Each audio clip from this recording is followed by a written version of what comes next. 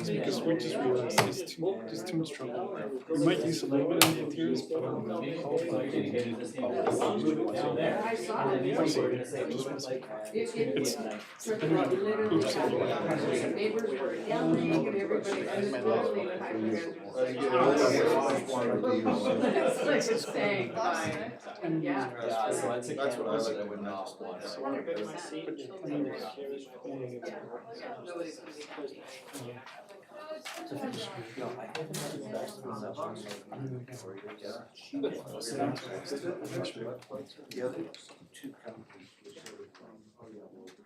This one? We're gonna charge you this much.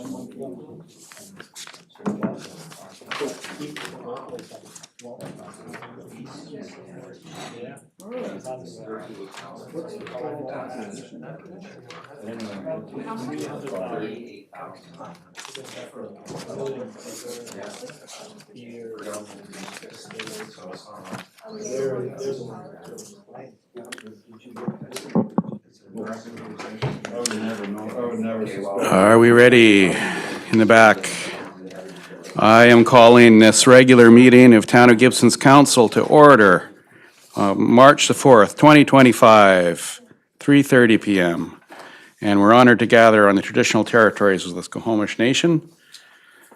We first need to approve the agenda, moved by Councillor Kroll, seconded by Councillor DeAndrade. All those in favor? Motion carries. We have regular council minutes from February 18th, 2025 to adopt, moved by Councillor DeAndrade, seconded by Councillor Kroll. All those in favor? The motion carries.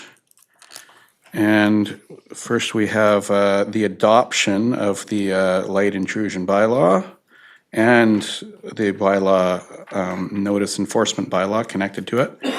The motion for that, moved by Councillor DeAndrade, seconded by Councillor Kroll. All those in favor? The motion carries.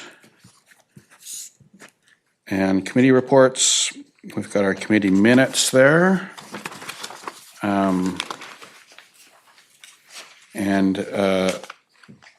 This is a recommendation that did not come from the committee. It wasn't voted on committee, but it's we're putting it forward for consideration for council here about the Armours Beach Improvement Project. This is the wording that they suggested.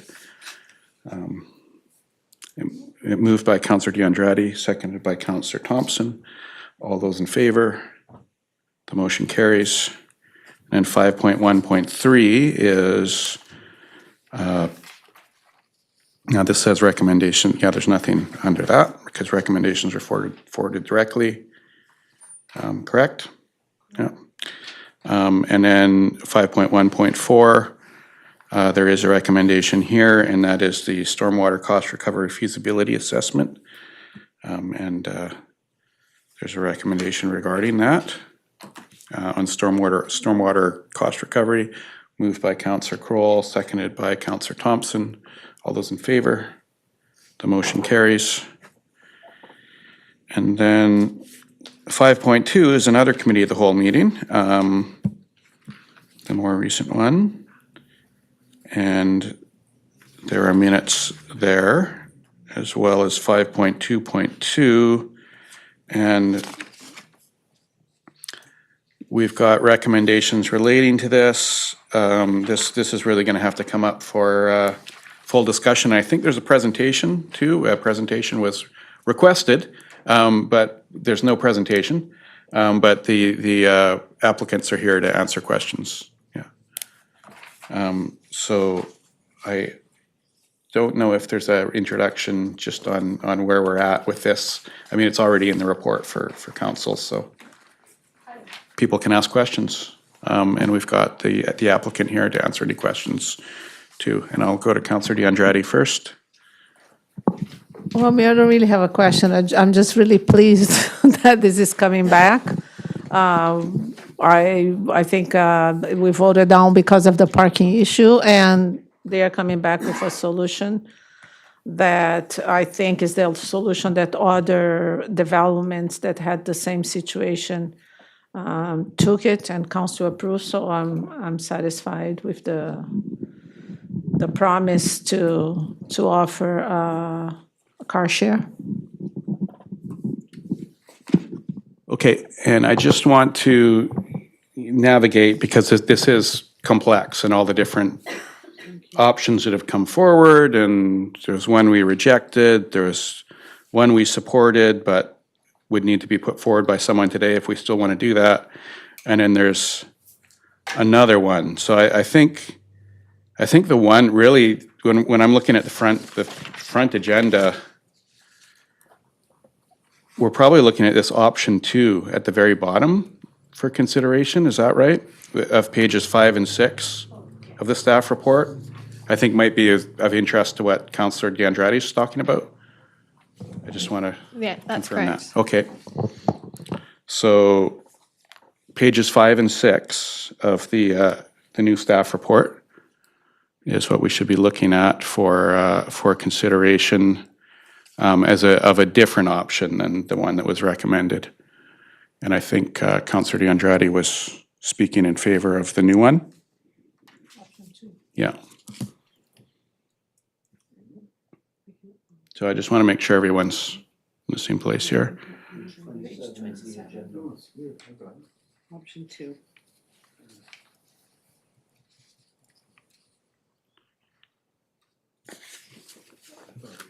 Oh, there we go.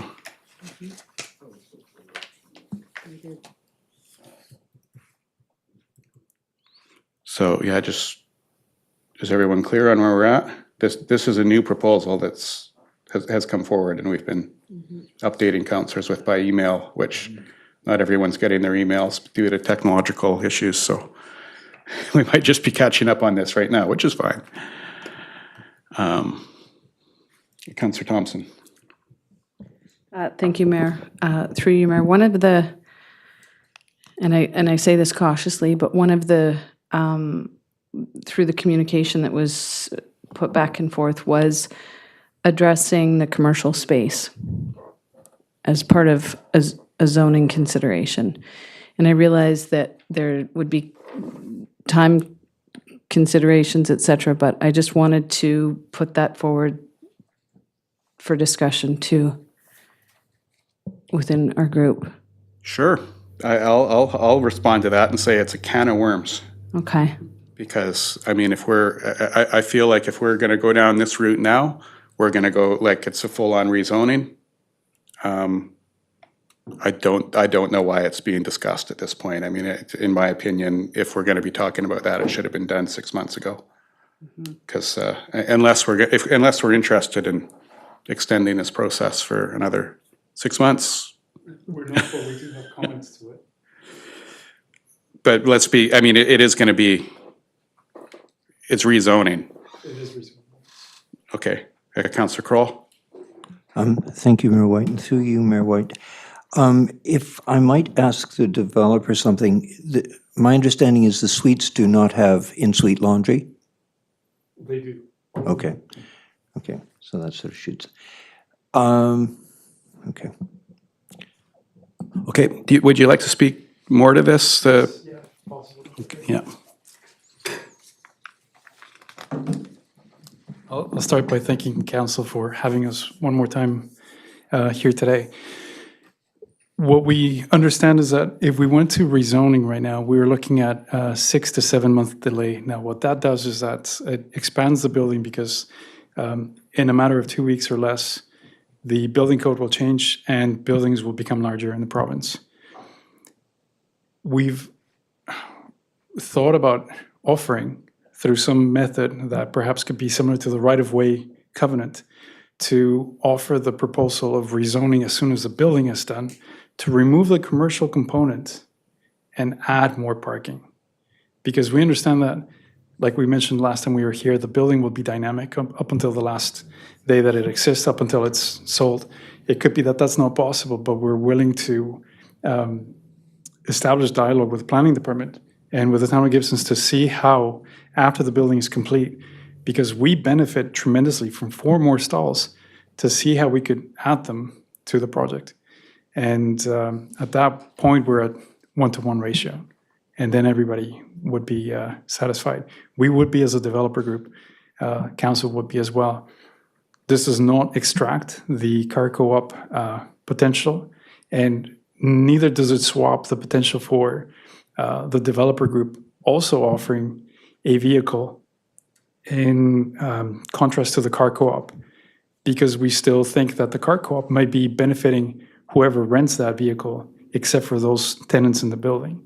We've thought about establishing a program where only those stalls that could be compromised, rather the units, in this case now perhaps maybe one or two, to have that access to that vehicle provided by the developer group as well. So nobody in the building is left without a vehicle or a stall.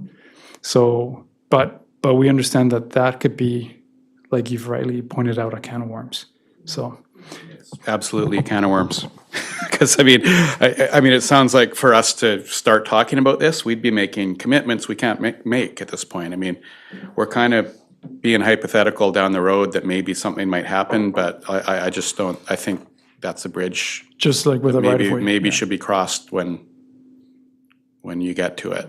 I don't think right now we can be talking about, because, I mean, also, I think there could be ramifications of having to, and we're working on an OCP update right now.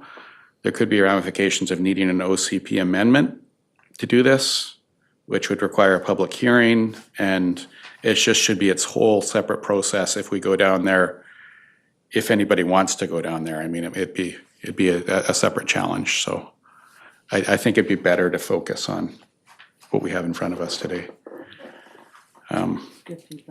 Yeah, or it's simpler anyway. Councillor D'Andrade, I think you were speaking to option 2? Yes, and I am happy to move option 2. Okay. We have option 2 on pages 5 and 6. Extends from page 5 to page 6. And it's seconded by Councillor Kroll. Councillor Lumley, you have questions? Well, I guess discussion. Yeah.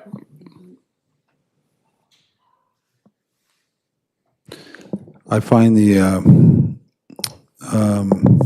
reference to the car share too vague. So, I mean, that's just in the,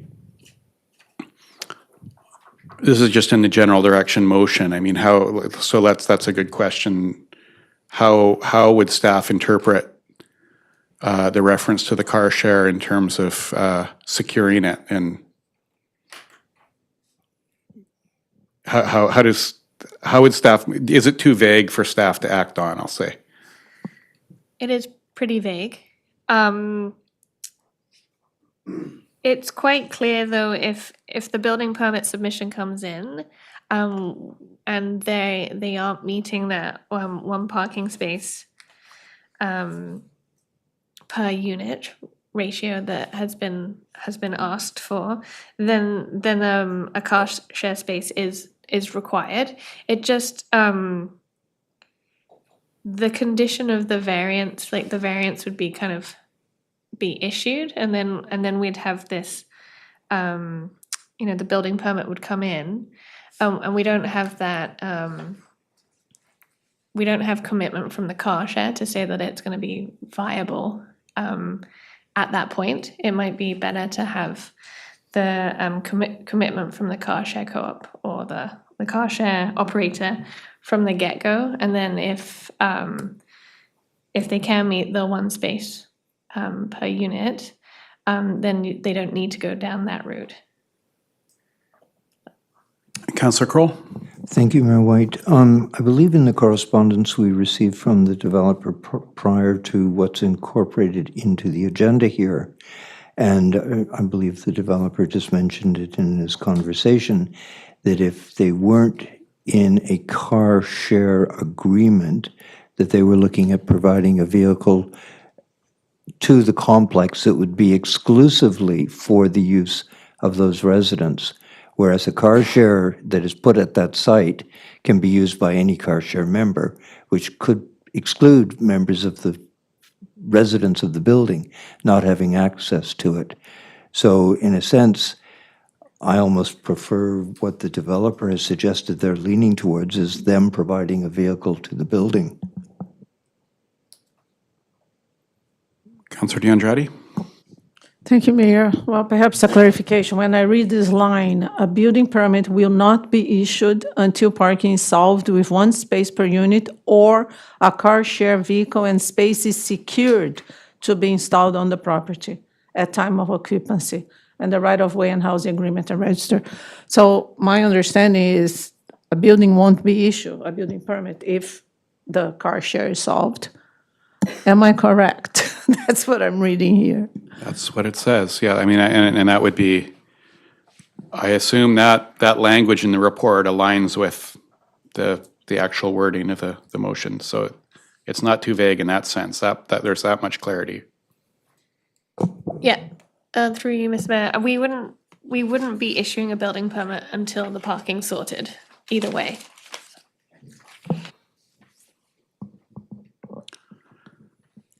Okay, Councillor Lumley? So you're completely, like, all the parking gone and one car share. Like, you're totally on board, like, Mike's through the mayor, but I'm speaking, I guess, looking at, like, all those parking variances, like, all that parking gone for one car share.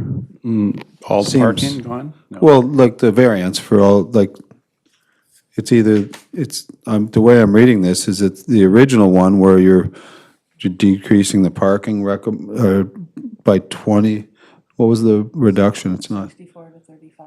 Yeah, so 64 to 35, and you get one car share out of it? I don't know, it seems like, I guess, if that's Councillor what you Gandretti? moved, but it just seems, it says a car share, so I guess you could maybe change it to one, I guess, but, I mean, a car share agreement, does that mean more than one car share? Like, if you're reducing, if you're expecting people to not have vehicles and park there, like, all those people, like, are they all gonna share, like, one car? That seems preposterous to me. No, but- nobody's expecting all those people to. Okay. There's been a lot of talk, we've talked about this for around 3 hours now. And there's been a lot of previous discussion about how this development is looking to appeal to people who ride bikes, and it's not all car share people, like, they wouldn't, that's not the expectation. Councillor DeAndretti? Thank you, Mayor. Would it be possible to get the statistics from staff, the numbers? When the 718 North Road was approved, they had a number of, and the 835, they were lacking parking and they offer car shares. And I believe the ratio is pretty similar, but can we confirm this with staff? Is it possible? I would assume so, because, yeah, I mean, I don't know if the actual numbers are there, but there were two cars for 835, and that was a much large, I mean, that's a development that's more than twice the size of this, I think, so. That roughly, I think that computes. I don't know if there's actual numbers there, though. I can get you the numbers, but give Yeah, me I mean, like 5 minutes. yeah, I mean, it's not before we make our decision, though. Okay, so I just wanted to ask, I'm just, this is there's this new report for discussion here. And there's wording about the applicant has stated the following. So reduction of 30 spaces, building height increase 2.82. And now it says to register a housing agreement ensuring that 20% of the building's units are rented at below market rates for a duration of 10 to 14 years. No, I don't see that in the further on. So I'm confused about what that's. I'm looking at page 3, top of page 3 in the report. I'm looking at the top of, I'm just talking about the top of page 3. I believe it's 29 on our. Okay, sorry, it's page 3, the step 25. page 25 of the staff report that I downloaded this morning.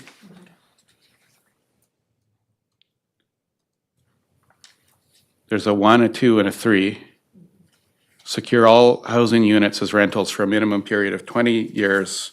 Number 3, we agree to register a housing agreement ensuring that 20% of the building's units are rented at below market rates for a duration of 10 to 14 years. And I mean, I assume this is a new proposal, but it's not reflected in the I don't understand how that, if I'm looking at the wrong thing, or this is old, or what. Thank you, Mr. Mayor. So the applicant has provided the 20%. That's what we put in the staff report. And then under the housing agreement that's attached, let me just bring that up. It's attachment D to the staff report. It speaks to 10 affordable rental units for 14 years. Okay. So we're just going between a percentage and numbers. Yes. So 10 units, 20%. Yeah, okay.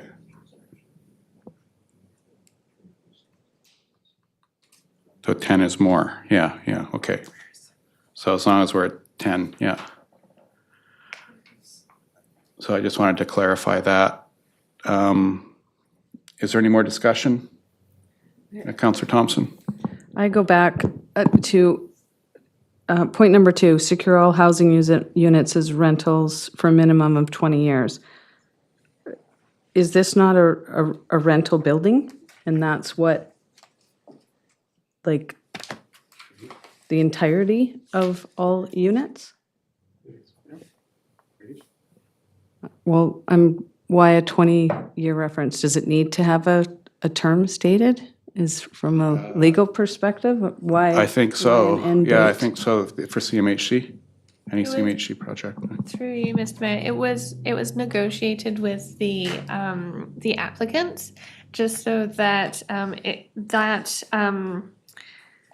so that the whole building will be rental for a certain number of years, and that will go into the housing agreement too, so that the applicant is tied to that, and that we have a council motion. So say in a couple of years, or say if the applicant was to come to council in a couple of years to ask for a strata conversion to stratify some of the units, council can see that it's meant to stay rental for this long, for this duration. Understood, thank you. Okay, are we ready to vote on this? All those in favor? All those opposed? The motion carries. So that, now did that cover everything we need to do? Because there's different elements to this. We've got the housing agreement covered, development permit covered, variances covered. And also the other one rescinded. It's all part of the same package, so. Okay, just wanted to make sure, because this is a complex package. Can you confirm the number of units on the table? Yeah, 42. Oh, go ahead, Councillor Kroll. So just for clarification, between the original proposal, which I believe was 43, we're now down to 42, so we've lost 1 unit? We're still at 42 plus 1 commercial. Ah, right. Okay. On to the DCC bylaw update, item 5.2.3. Yeah, go, Director of Infrastructure. Thank you, Mayor. I just wanted to bring the attention, email was circulated and you've got hard copies now, but I noticed attachment A in the committee report was missing the sanitary DCC program, so the list of projects, so I just circulated that and wanted to draw attention to that fact. Okay. Any questions from councillors? This is something we've been discussing extensively and already spoke to at Committee of the Whole. one extra item of correspondence came in. And it was kind of a follow-up on one that already was there. Councillor Kroll? Thank you, Mayor White. And just for clarification, any projects that are in stream, I believe is the word that was used. So for example, 718 North Road, would that be considered in stream? So it would not be subject to the new DCC rates? Yeah, I think I can answer that, yeah. So through the mayor, just to clarify, correct, if they get their building permit within 12 months of the adoption date of the bylaw. That's, okay. Oh, one more? Yeah, go ahead. Well, just as, again, thank you, Mayor White, and through you, I'm assuming that the developer of that project is aware of the fact that they're in stream? Because I sort of sensed in the tone of that letter that... Oh, that letter was all about a different development. Okay. Yeah, that isn't quite in the same spot. Yeah, because it was talking about a different part of town. Remember, there were specific streets and things? Yeah. Is this, I don't think has anyone put this motion on the table yet? We already passed it at committee. And if not, are there, yeah, Councillor Kroll? You're I'll move it, sir. putting it forward. Is there a seconder? Seconded by Councillor Thompson. I know, none of us are very keen on this, but I think we talked about this earlier today too, about rising costs and how we're going to pay for them of infrastructure. I think CAO Machado was just telling me this morning or yesterday, he was at a CAO conference last week, and this was a very hot topic. Everybody's facing it, and it's the fundamental problem here is that inflation of infrastructure specifically is going up 15 to 20% a year. That's right? And it has already been, and it's I don't think that when we look at what's going on today, especially any promise that it's going to be any better this year. So unfortunately, either we look at our utility rates and look at DCC costs and things like this to make sure these things are paid for, or the burden is just going to fall on the taxpayer in our taxes. So I've been really startled by the increases that we're looking at for the DCCs, and been hoping to find options. And the option is that taxes pay for it. So I think that's a pretty clear. Taxes would pay for these projects that are listed here and elsewhere on the agenda. So those are our options, and that's why I'm reluctantly supporting this. So I think I'm speaking for others here. Yes. All those in favor? The motion carries. And the next item is appointment of alternate representative to the Sunshine Coast Regional District. And this is, as I want to really thank Councillor Lumley for his help in filling in at the regional district for over 2 years now. And Councillor Andrade has said that she has some time to do this, I hope, sometime. I know we're all swamped. We're all very, everybody in the world doesn't have a lot of time right now. So I appreciate Councillor Andrade stepping up to say that she'd be willing to serve. And because it's been a huge, I'll say for me, it's been a huge time commitment. And it's difficult calling up Councillor Lumley like the day before and saying, hey, can you make it? And he's already got like 2 work shifts he's doing. So we do need to spread the commitment out a bit. Councillor Lumley? I would like to say that I discussed this with you and that we both thought that you're like a really good replacement because you'll be able to hold people accountable up there and hold their feet to the fire, because that's what's necessary. It is. It really is. You can't, I mean, at times your mind's going to be blown, but I don't know. I think you're a good person for the town to send up there for sure. Are you moving the motion? Yeah, yeah. It can be draining too. And it can be draining for one person to take on. I'm just saying it's draining for one person to See take the viewer on. now because I can say no. Yeah, yeah. Don't- Not you anymore. It's in print now. You better say that. Moved by Counselor Lumley, seconded by Counselor Thompson. All those in favor? The motion carries. Thank you, both of you.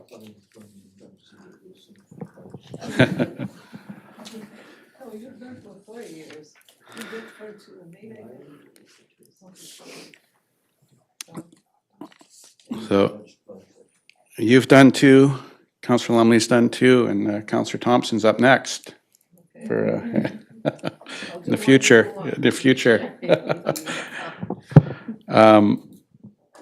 So we have council reports as well. Thank you, Councilors Kroll and DeAndrade, for offering your reports. And I was up late last night finishing off mine, so I hope everyone's had time to read them, because it was a late agenda edition.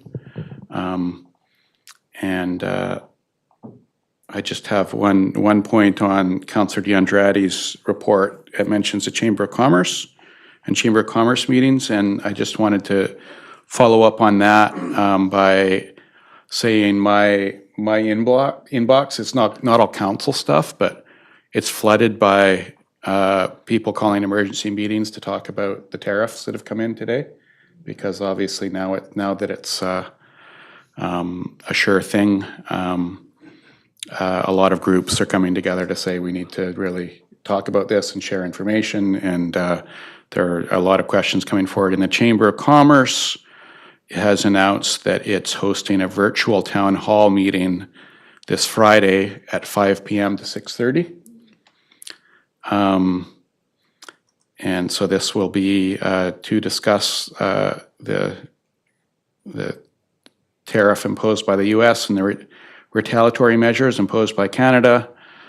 And there is not an actual Zoom link to this yet, but they do have the time set aside, so everybody can look out for that.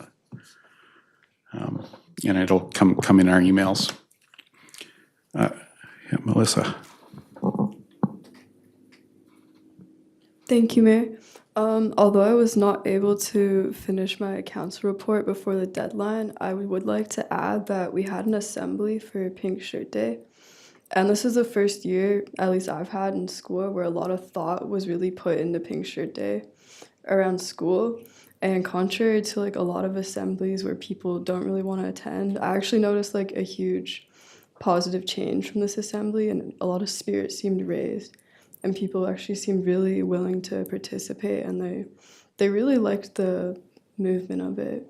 We had our Cougar Crossing group like cut out pink hearts, and each and every student had their name put in on a heart that was put around the hallways at school.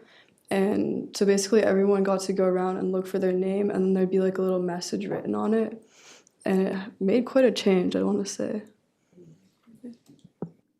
That's great. That's great to hear all the positive participation in support of anti-bullying, which connects straight to the last point I made about tariffs. Councillor Kroll. I would personally like to buy an extra large pink shirt on behalf of Elphinstone and send it to 1600 Pennsylvania Avenue. Yeah. Any other questions about, Councillor Lumley?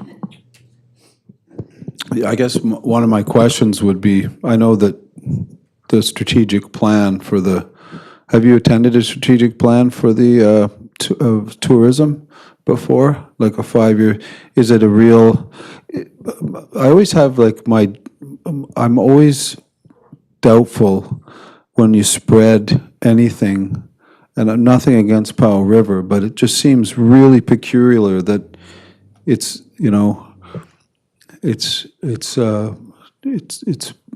it's just a completely different animal than the Sunshine, like than Seashell or Gibsons, Roberts Creek. I mean, it's got its little niche of tourism, and this is, but I mean, combining Powell River area with our area, I just don't know how you can strategically plan properly to, like, if I can explain, I guess, the wider region you have, the more general your plan is. Like, but whereas if you have different, like if you have like a group that's working specifically for, I mean, I get it, Powell River's in the Sunshine Coast, but really it's Powell River. But if you have a specific, like, people focused on the Sunshine Coast, it just would seem like that would be the strategy. For this is just personally me saying that, would be Powell River would have their own, I mean, so anyway, I don't know if that's ever come up or if it's ever gonna come up, but,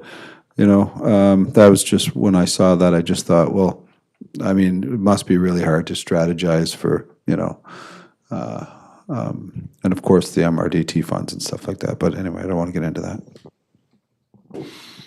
I think that's a relevant point for sure. And it's just that traditionally the way that organization has been and evolved. So I don't think anyone within it is going to be saying, let's split it in two or tear it apart. But it's,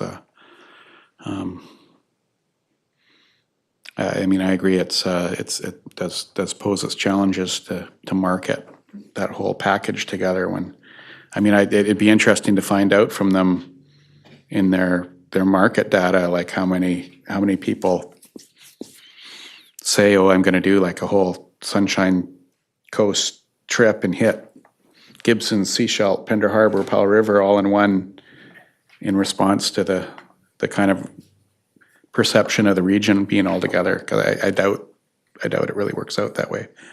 Councillor D'Andrade. Thank you, Mayor. Is it the province that decide the split, or is a suggestion from the Sunshine Coast Tourism? It was just always been there. Okay, maybe that's the question to ask, because if perhaps they suggest, I don't know, if they suggest, maybe we can try to discuss with them. And if it's not, we can still try to discuss with them. Perhaps we need more study. I don't know what kind of, someone is tracking, right? The number of tourists, right? I'm not sure. I understand why they do this sort of 50-50, right? Probably area-wise or something, but we need probably more information. But I would try to understand, maybe talk to tourism too, if they have any influence on the 50. Maybe you can. I feel like there's, I mean, it's a good point, but I feel like we'd be, if we want to take it on and address it, it's an uphill battle, because it's just, this is something that's kind of entrenched. It's like saying, let's change the boundaries of a town of Gibsons or something. So it's kind of like I think it's something maybe we should prioritize. We should look at our next strategic plan in 2 years or in a year and say, like, is this something that we want to put some time into? Because I say maybe you can, because my plate is full, and I don't know, like, if we want to really take on a big, like, not everyone's going to be in favor of this, of splitting up Sunshine Coast Tourism into two. So it's just something that, if we're going to take that on, we need to drop some other things and really say, this is a big priority for us. I mean, I think it's a good point. I don't know how right now I don't see an opportunity emerging to efficiently address it. Maybe Director of Finance. The MRDT, so you get some money. And that's really hard to do. Yeah, yeah, even that. I mean, I did go to Sunshine Coast Tourism about the whole 50-50 split of, about the MRDT, and that's like, they can't even get that information from Destination from the province. It's just, they don't have that information. It's like, they're stonewalled as well. So it's a big challenge, yeah. So if anyone in this room wants to take it on, go for it, but I'm not going to do it unless council directs me to and says that. Yeah, good. Yes, you are.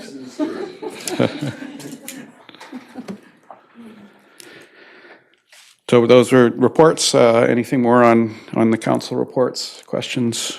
Now we need to close.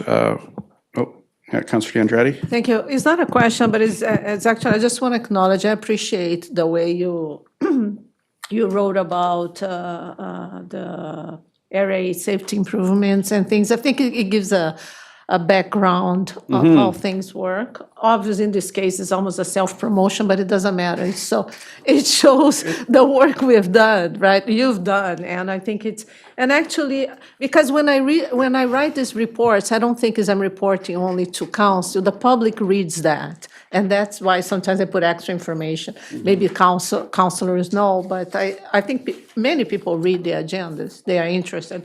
So I appreciate, because even for me, there was a better understanding of all the steps. And so anyways, I appreciate that. I wanted to take the opportunity to kind of explain how advocacy works and how these things actually happen.